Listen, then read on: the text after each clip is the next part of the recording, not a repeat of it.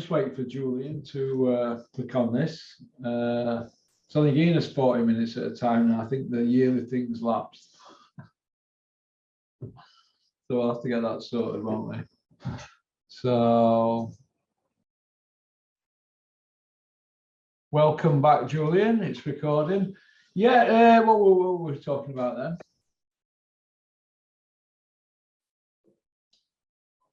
I'm talking to myself. Yeah, it's all right. I'm back now, mate. I'll just click on the second link. What were we on about then? We were talking. I just talked about what I think's a nil-advised rematch for Usyk right now against Joshua, because I don't think he'll be physically or mentally ready, and all the odds favour Joshua. Apart from his lack of, apart from the fact that Usyk's 20 times the boxer and 20 times the fighter and technician he is, I just don't think. I think it's a cynical rematch, is what I'm effectively saying. What do you think, Julian, about the fact that this fight's been activated 8 months ago, and it's still not been given a date, but they activated the rematch clause on October 8th, so it's nearly getting on for 8 months, 7.5 months, 8 months. Where's dates? Yeah, they keep talking Tottenham Hotspur, this and that, but I'm not sure if they want it, mate. Well, I think they're waiting for as many weaknesses as they can get. Obstacles that can be put in front to get them out of it. What we know is they didn't want it last year, did they? They could have activated that straight away and got that rematch pretty quickly. Robert McCracken didn't want it either. No, they didn't want it in the first time, did they? They were absolutely gutted, because as far as they were concerned, the Fury-Joshua unification was a massive money fight, and they'd have all been the rich anyway, but they've all been filthy rich. And you can continue to remarket Joshua once Fury trounces him, because you can say, well, Fury's number one, but there's other big fights out there. But how do you market Joshua again if he gets beat by Usyk for a second time? So they've avoided it to the point that now, as I've said, that they're probably thinking, well, actually, this is as good a time as any to get a rematch. Yeah. They're going to try and nick it on points with a bit of controversy, and then bury their heads 2 weeks, like the Jack Catterall situation, and then move on. And these people have been here many times, and when you're getting paid millions of pounds, you're batting up the hatches, put your head down, and just get on with it. It's business, isn't it? I mean, we know that. We know it's a cliche that boxing is business. That's not telling anybody anything that we don't know. But it used to be always a business, but also a sport. And sport ultimately is about a level playing field and about being competitive, isn't it? And but now I don't think there's no element of sport at the highest level, by the way. I'm not talking about the next level down, but there's, we've just been talking about all those fights, what won't happen for whatever reason. It is purely business now, isn't it? It's purely business. And in terms of what the viewers don't know what they're watching, do they? No.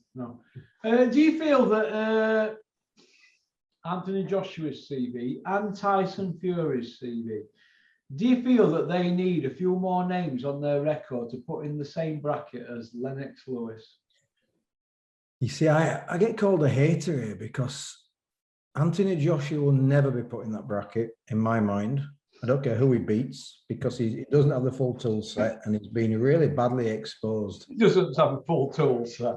He absolutely doesn't, mate.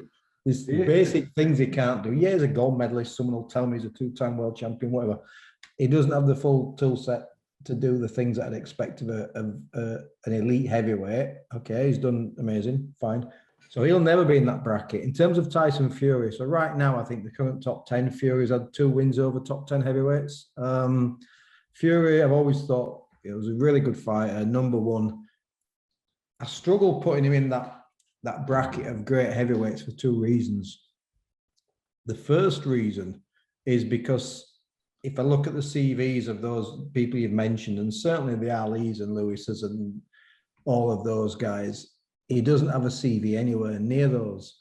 But the second reason I struggle is not Tyson Fury's fault, is because heavyweights are so big now.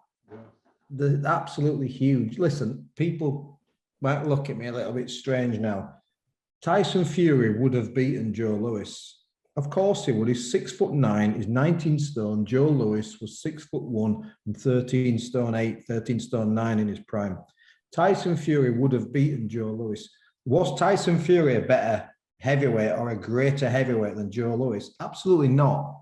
There's nothing Tyson Fury can ever do to compare to Joe Louis's just short of 11 years reign, and just how formidable and how dominant Joe Louis was. But Vladimir's reign. Unbelievable reign, but you're dealing with Larry Holmes. Holmes, like, yeah, 1978, June the 9th, 1978, beat Ken Norton. 85. Yeah, Spinks and then beat him. lost to Spinks, didn't they? You know, that was quite a sad night for me, was that. But you look at Larry Holmes' longevity and Larry Holmes' dominance and just the great fights that he was in. The Kenny Norton fight itself is just one of the best fights I've ever seen. And I can't compare Fury to those guys, but part of that is not Fury's fault. He's so big, the coordination, the work rate and everything. Tyson Fury is never going to look as gracious as Ali or Holyfield when Holyfield was in his absolute pomp, because there were smaller guys, coordination's a lot better. Angelo Dundee always said, when a heavyweight gets above 6'6", the coordination's completely awkward and different. So Fury is probably going to be the best heavyweight since Lennox, best heavyweight of his generation, but I just find it really hard on him to be able to judge him alongside fighters who had more opportunity to fight more often. It was a less political landscape back in the day. So even if Tyson Fury had a want to fight every month, he couldn't do, because they couldn't afford to pay him, or for whatever reason they couldn't put the fights together. So he's probably going to have 3 or 4 more big fights and sign off. But what matters, what Fury does now, is who he fights, make sure those are good fights, sign off. But anybody who says to me that, you know, he's the greatest fighter of all time, you don't know boxing. You really don't understand boxing at all. Lennox Lewis, and again, I'm talking about sizes, but Lennox Lewis was 235, 240 pound, 6'5". Lennox Lewis would have absolutely walked through Tyson Fury. He'd have massacred him. Yeah. I'm just going to throw some names at you, and I want you to give me a quick answer what you think happens to them next. All right. Wilder. One more big money fight in the next 12 months. Dylan White. Fade into obscurity, get beat somewhere down the line by someone not that good. Dubois. Massively limited. He'll get exposed again and he'll land at domestic level. Joe Joyce. He'll get his opportunity. He'll get paid a lot of money. He'll get beat. It'll be too late for him in his career and he'll walk away. Fraser Clark. Good fighter. Fight for a world title. A little bit of luck. Right opponent. He might win a version of a world title, but he certainly won't be a dominant fighter like the guys we just mentioned. Anthony Joshua. Scraped by Usyk in a rematch. Fight somebody else in the 40s, and then eventually, he'll get another banana skin and be exposed for a 3rd time, and he'll be done then. Dave, I'm 2 bites from AJ Allen. Honestly, he might be, or yeah, Joshua might be 2 fights from stepping down that level. Might be working at KFC at Sprotborough. You just you don't know, mate, do you?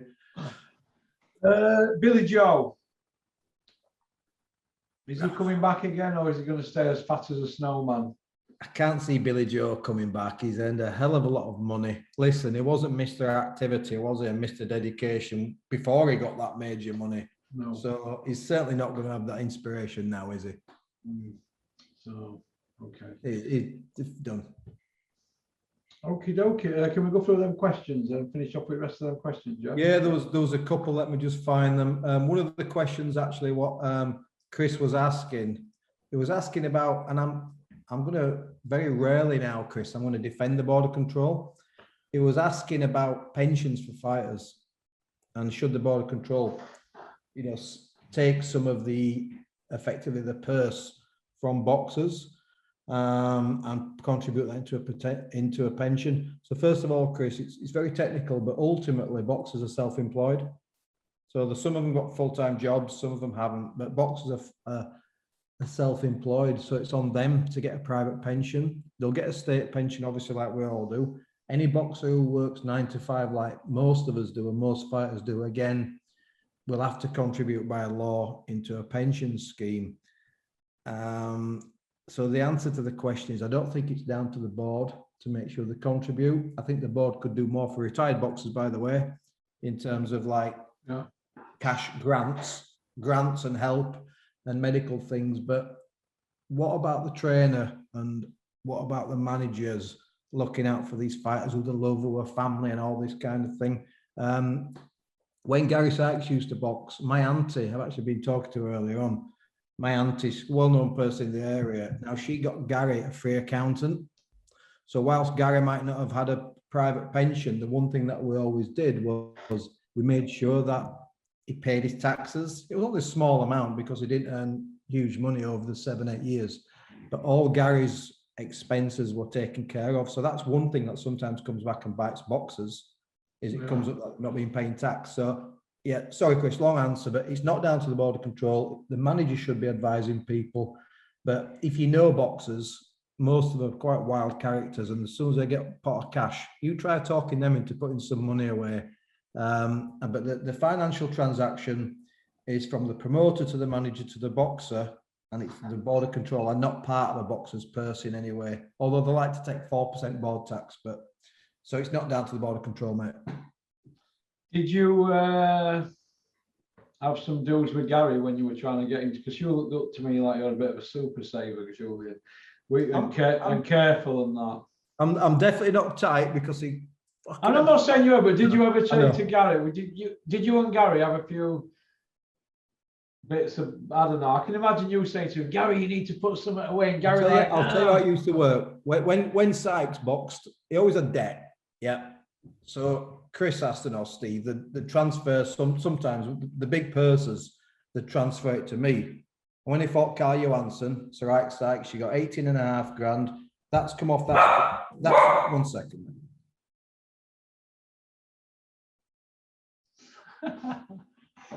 Oh, Julian's having a nightmare today with his dog and young Kelsey. You see, I wouldn't do what you did, Julian, then just press the mute button. I'll say, shut that fucking dog up! Bloody George, mate. Talk right.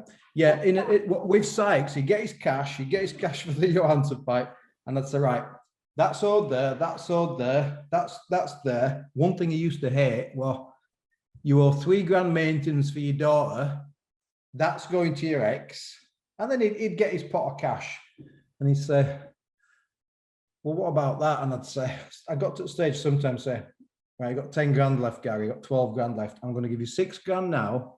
Come and see me in 3 months. So sometimes he'd say to manager, can you pay me? Because I never got fuck all. Can you pay me direct? But they knew what it was like. So what I did is I involved my Auntie Margaret, and I actually got him a solicitor who, bless him, bless Gary. I got a solicitor who sorted out, an accountant who sorted out all this stuff for nothing, because he was local and he was a friend of my Auntie Margaret. So we sorted all this stuff out for nothing. Even paid his bloody parking fines and stuff. Stuff used to come up. He said, Gary, you've got a parking fine, you've got this, you've got that. Do you know? Go, no, I've got no idea. So we looked after him, but that doesn't happen to a lot of people. Can he cope with parking fines and stuff like that? No, couldn't deal with it. No. He was good at spending money when he were out clubbing, what lad. But yeah, he was a good kid. He was a nice kid. But all boxers need a little bit of help. Hey, all birds were chasing him around your area, weren't they, at one point? Gary was very popular with the ladies. Let's just say that. More popular than now. Yeah, exactly. The round card girls used to like him. Where are they now? What I will say is, if anybody's watching any of Gary's exes, Gary was always popular with the ladies in between relationships. Let's just say that. Covering your ass there, Julian, aren't you? I'm covering Sykes' ass, mate. He's always in trouble. How's he doing at the moment? Is he all right? No. He's getting by, yeah. Yeah, he's getting by. He's a tough kid. He's getting by. Speak to him now and again. But you know, life's tough, isn't it? These are Yeah. sort of tough times for a lot of people, but Can we finish off on this one then? Anthony Joshua is trending. What is it, at 14 million now or something? This video has gone into that place where I think Mark Tibbs and Dylan used to stop. Is it Loughborough Uni? okay. Is it down there where it's happened at Loughborough? Is it? I'm not sure. Is that Uni where they're supposed to threaten to snap somebody's jaw or something? Or have you seen it? All right, no, I've not seen it, Russell. You've not seen it? Well, see if I've got it on it. If I've got it on it, I don't think I've got it. In fact, it popped up on my metadata this morning. I didn't watch it. It was Joshua. I took it was something trending, but I tend not to watch a lot of that stuff. What's he been up to? It looks like somebody said something. Tyson Fury is going to snap your jaw, and he's gone up and he's confronted these youths. You'd have to check it online. I will do now. Yeah. It's only 30 seconds. You could check now if you want. Just put Anthony Joshua threatens to snap students' jaws. Oh, so he's threatened somebody. Okay. So it's something like that. You'd have to listen to it. But the media are going opposite way. They're trying to say they're up his arse, basically. You've got to listen to it. Because I've met him. I know how sullen he is. Yeah. I've met him. He says he's I'll snap your glass jaw or something to some students. Okay, nice. Well, the mask's been slipping for a while, hasn't it? We know that, don't we? We had that Eddie Chambers thing, didn't we, where he said that he's a disgrace to black human race, and Robert McGarvey's misunderstood. There's been other things, getting pole dancers pregnant, denying it for a year, didn't he? Denied it till they made him take a test, didn't he? He didn't pay. He didn't pay for his first kid for a while, did he? I remember that being the. He denied it for about a year or something, but then didn't. And then when it all come out, he's on beach with kid in paddling pool in Dubai or something. Oh, Daily Mail happened to be on beach in Dubai. So that we all know what goes on. We know about the clubbing it 2 morning a week, the Saturday before he fought Povetkin, and somebody in Battersea put a machete straight through his Range Rover window and took his watch, didn't they? There's only two in the world. Vladimir had the other watch. You remember that one, don't you? Yeah, I do remember that. But I was sent it. Terry, somebody, I think it was Terry or one of Terry's mates sent it. He's from down that way. They're asking what it's worth. Well, I think the watch were worth about $450. It were an Audemars. Wow.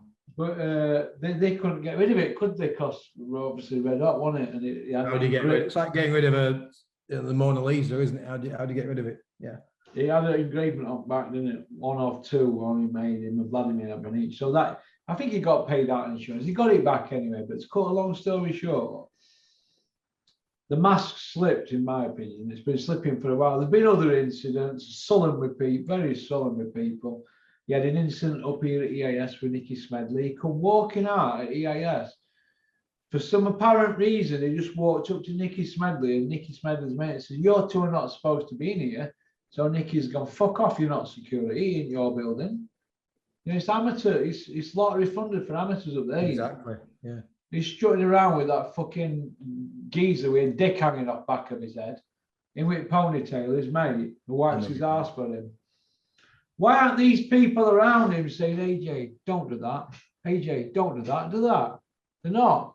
They're a pack of arseholes with no job that are just walking around thinking they're fucking big tough guys.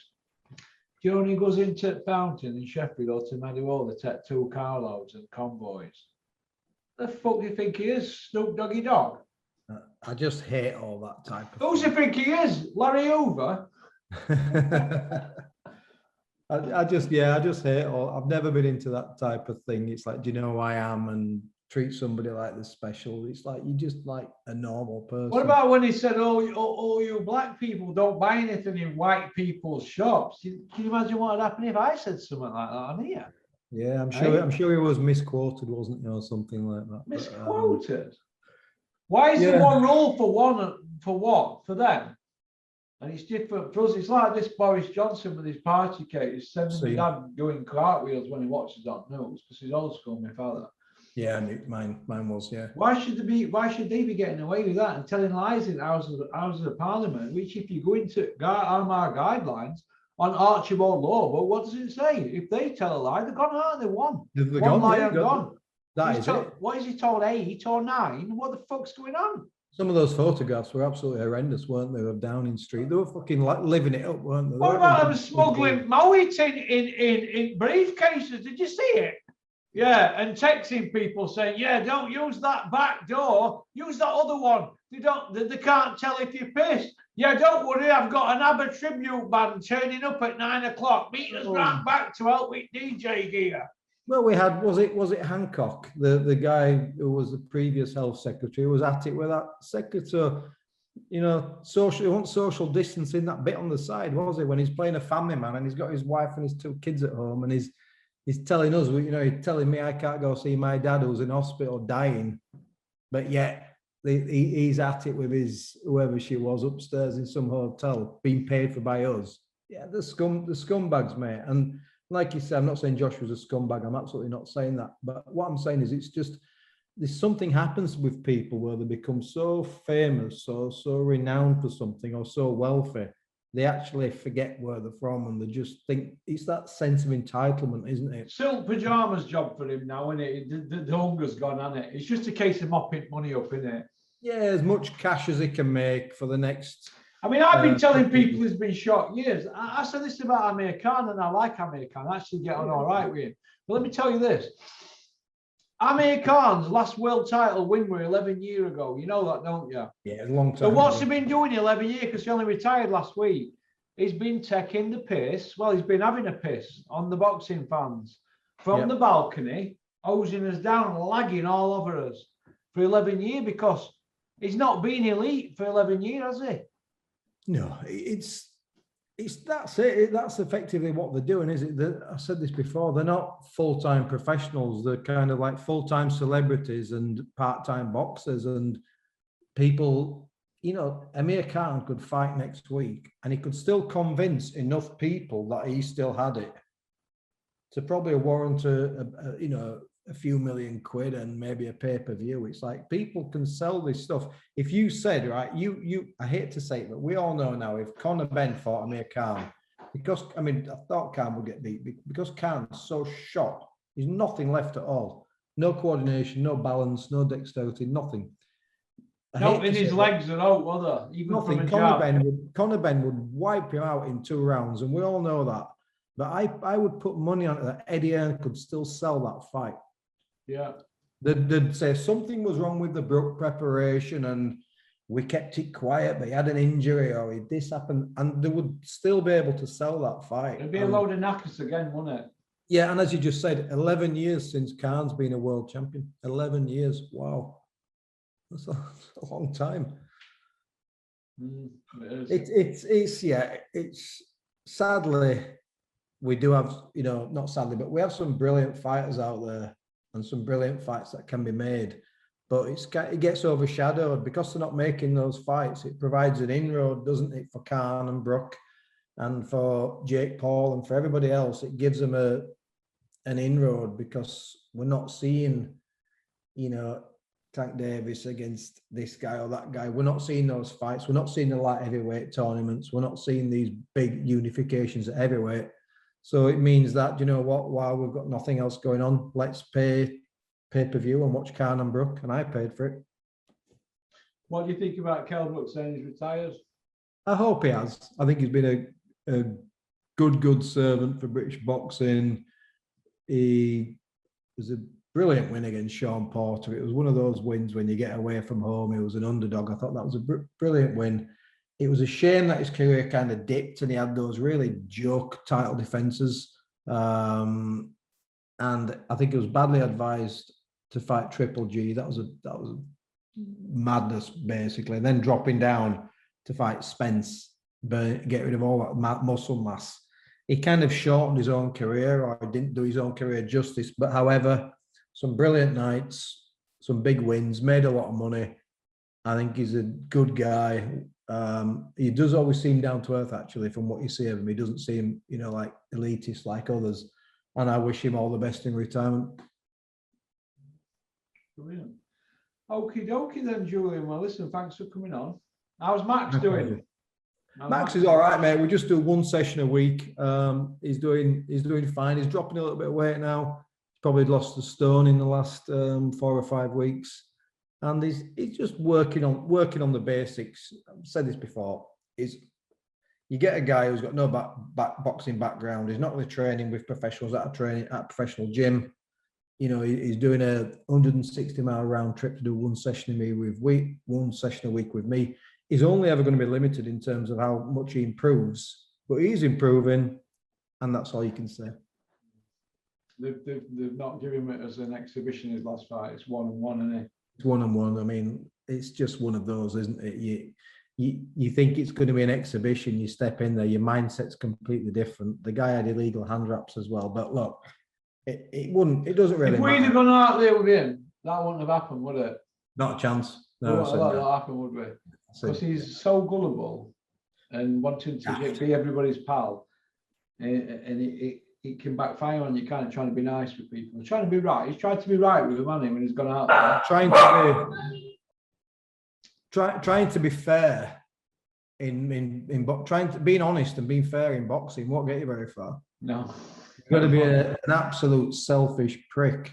The only problem is if Max was a selfish prick, I won't be doing any. Well, listen, if you get Frotch, if anybody, all your YouTubers out there that can get Frotch on your channels, ask him if he was selfish. He'll admit it. Carly said I'm pretty selfish. Absolutely. Clinton Woods, same thing. You have to be. You have to be selfish. You have to, because ultimately you put yourself first. You put your personal life on hold. I was selfish as a coach. I was at the gym every night. I wasn't here with my kids or my wife at the time. So you got to be selfish if you're really goal orientated, because the glory really and the money goes to the boxer, nobody else. So you've got to be massively selfish. That's how it should. Boxers the one getting knocked about, isn't he? They're the one getting the shots in the brain out. Their brains are rattling every time they get hit in sparring. Well, all them people that were going to Gary Sykes's after parties. Yeah. When you walk by Gary Sykes in the street in Dewsbury, put your hand in your fucking pocket.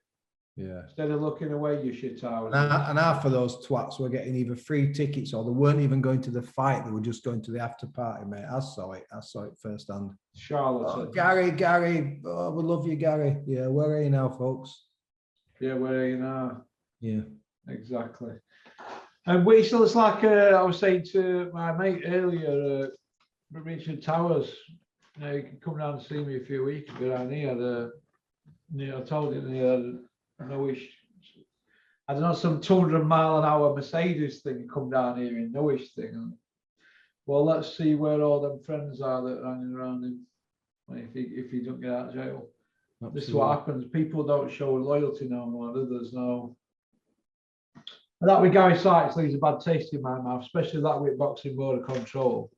Because we've proved that was a proper defence against Carl Johansson. Are you telling me Carl Johansson's not worthy of being a mandatory for a British title?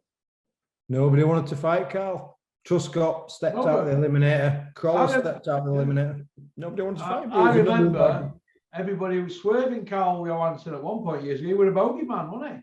They wouldn't touch him after Kevin Mitchell beat him. There was like nobody wanted to eliminate with Carl. And I'm like, you're going to make him mandatory. Hey, let me tell you this. He smashed Kevin Mitchell up that night. They both. Oh, he did, yeah. He nearly had him out there in a couple of those rounds. Mitchell. God. Kevin Mitchell was a great fight. He should have been a world champion as well. But you know what I mean? But it was one of those, though, wasn't it? I always remember the story about Kevin Mitchell when he was fighting the first time Kaskidis for the world title. And I won't tell you who told me this, but it's a good authority. It's a true story that he was actually sleeping in his car. His missus had thrown him Porsche. Out. He was sleeping in a Porsche, 911 Porsche. Yeah, and you're preparing for a world title fight and you're sleeping in your car. So. Well, he might have been in his car in the early hours. I doubt if he was sleeping in it. Well, hey, Mitchell was a good fighter though, wasn't he? He was a beautifully schooled fighter. What I loved watching. Did you see that in paper when they raided his house? They got caught with a load of wheat grows, didn't they, in his house or something? This is boxers. This is what we're saying. Boxers. He's a decent kid. He's a nice kid, in Mitchell. I bet he's that. He used to message me a little bit on Facebook when he always says, people tell people bullshit. Hey, listen, he should have gone to Olympics, then.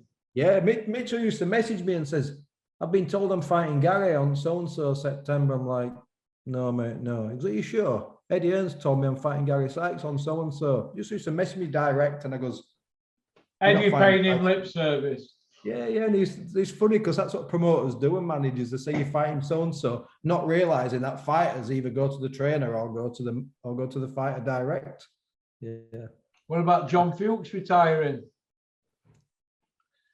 It's just I thought he had retired, but I know he came back and had a 4-rounder. Came back after 7 years, had a 4-rounder, then went missing a year.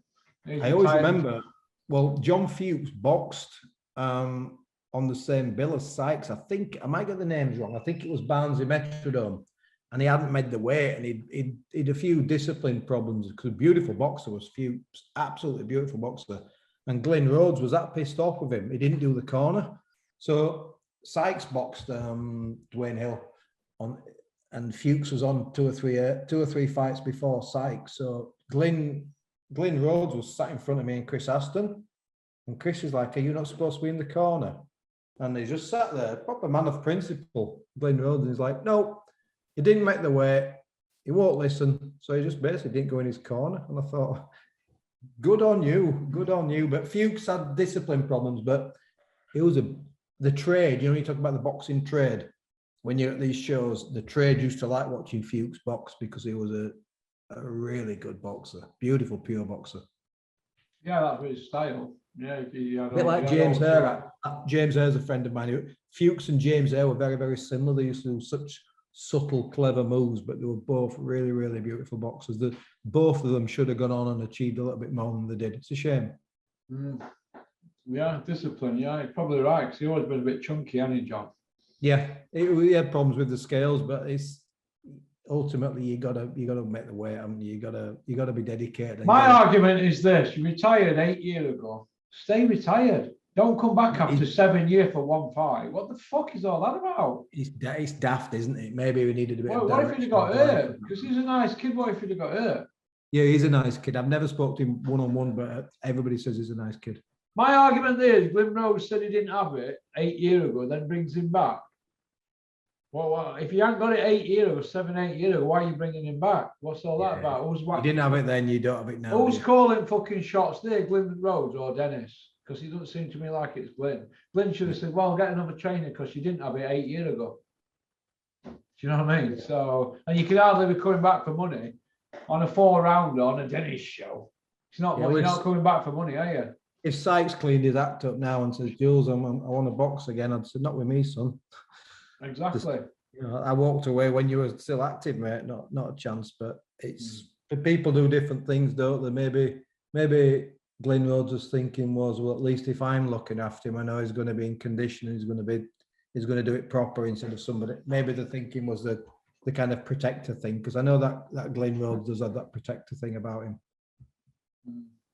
Okie dokie then. Well, listen, thanks for coming on, Julian. It's been a pleasure. We've had a good hour. Mate. I hope you're well. Yeah, good to see you after Turkey, and everything's looking good now, and you're looking well, mate. You're looking slim, you're looking bronzed. Done my best. Are we welterweight yet, or are we still like middleweight? £150 this morning. Oh, you're catch weight then, you're doing a Canelo? Trying to get to 154, trying to get that next £4 on. I've been having, because I can't eat bread, chips and normal food like you, so I have these. Yeah. But what I do, I put 4 or 5 powder scoops in, so it's like that with powder. Then I go to the with milk, then big spoon of peanut butter, then banana. Then I just go put it in thing and press button. Nice. And that does me 3 of them a day. I might swap it from peanut butter and Nutella, full fat milk, full fat whey. Look, you can live off that. And I'm getting up to about 2,500 calories a day from all 3 drinks. And when you're in the gym, just reduce your reps and increase your weight and pyramid, that stuff. But that'll give you that little bit of mass, mate. Yeah, I've done bench press today with just Olympic bar, 4 sets of 50 reps. So you're doing higher reps. You're doing the opposite then, yeah. For some reason, I'm trying to put more weight on. I get a pain near my back. I told you, didn't I, the other day? Yeah. And there on my lung, I don't know if it's on my lungs or what. Like really, really painful. And when I'm trying to go like that on punch bag, I can feel it there. You've been through a lot of trauma as well, haven't you? Yeah, that's it. Don't forget, I had like 60 odd needles in my mouth over that week. 120 because they injected, then they've got to squirt it in again, haven't they? So I had all that. And then I went off from all that. I don't know. Maybe I'm dropping to bits in my 50s. just ease into it lightly. Do a bit of body sparring with Max. That's what I do. It's just a gentle bit of work, is that? Oh, you're just big and soft, Max. I can't miss it. Go on, Max. So, all right then. Listen, you take All right, care, mate. Julian. Lots of Thank love you to all. you. I'll see you again soon. Cheers, See you mate. next week. Bye. See you later. Bye. Well, that was Julian McGowan. I always like having Julian on. He's good fun and he's pretty honest. Kelsey, keep noise down with dog next time, kid. So, what's going on here? We're going to stop this. I think that's about it. Everybody have a great weekend. Don't forget to like and subscribe, leave a comment, and share your video on WhatsApp. But most of all, subscribe to the Porkster. Show me some respect. Pop, pop, bang! On the floor. End of. Give me them belts back where you stole them, you bum. And that's it.